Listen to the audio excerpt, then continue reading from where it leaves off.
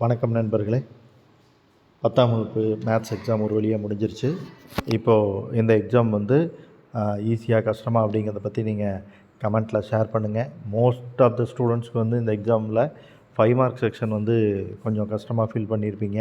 அதுலேயும் அந்த compulsory question வந்து நீங்கள் எதிர்பார்த்த அளவுக்கு இல்லை அப்படிங்கிறது சில மாணவர்களுடைய கருத்தாக இருக்குது. ஆனால் ரொம்ப ஈஸியான சம் தான். ஸ்டெப் தெரிஞ்சவங்களுக்கு வந்து ரொம்ப ஈஸியாக சென்டம் கிடச்சிரும். சரி, 1 மார்க்கில் 14க்கு எத்தனை மார்க் உங்களுக்கு வரப்போகுது அப்படிங்கிறத நம்ம இப்போது செக் பண்ணி பார்க்கலாம். ஃபஸ்ட்டு கொஷினை பொறுத்த வரைக்கும் ஆன்சர் பார்த்திங்கன்னா சி. இதில் புக் பேக்கிலேருந்து தான் கொஷின்ஸ் வந்து அதிகமாக வந்திருக்குது. அதனால் மோஸ்ட்லி எல்லாருமே வந்து இதில் நிறைய மார்க் எடுத்திருப்பீங்க அப்படின்னு சொல்லி எதிர்பார்க்கலாம்.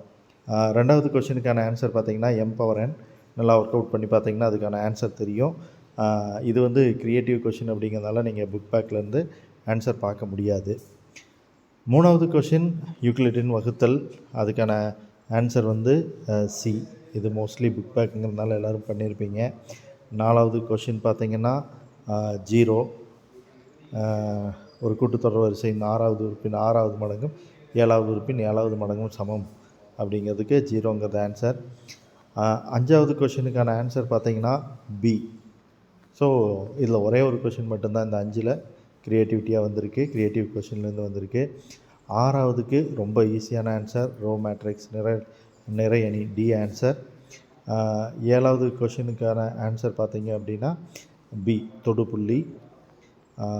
8வது கொஷின் இந்த ஆதிப்புள்ளி வழியாக செல்லக்கூடிய சமன்பாடு ஈஸியாக ஒர்க் அவுட் பண்ணி பார்க்கக்கூடிய சம் தான். ஸோ இதுக்கான ஆன்சர் வந்து டி 7x - 3y = 0 அப்படிங்கிறது.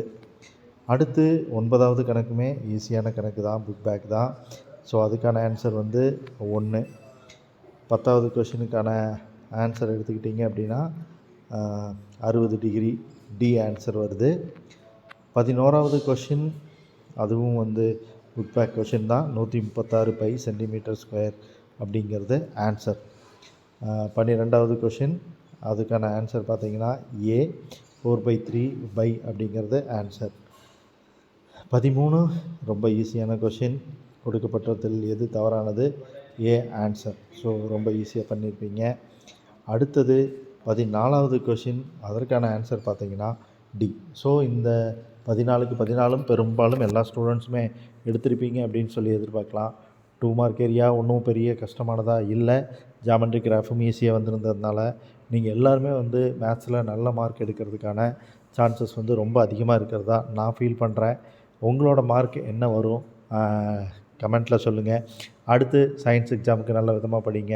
டயக்ராம் எல்லாம் நல்லா போட்டு பாருங்கள்.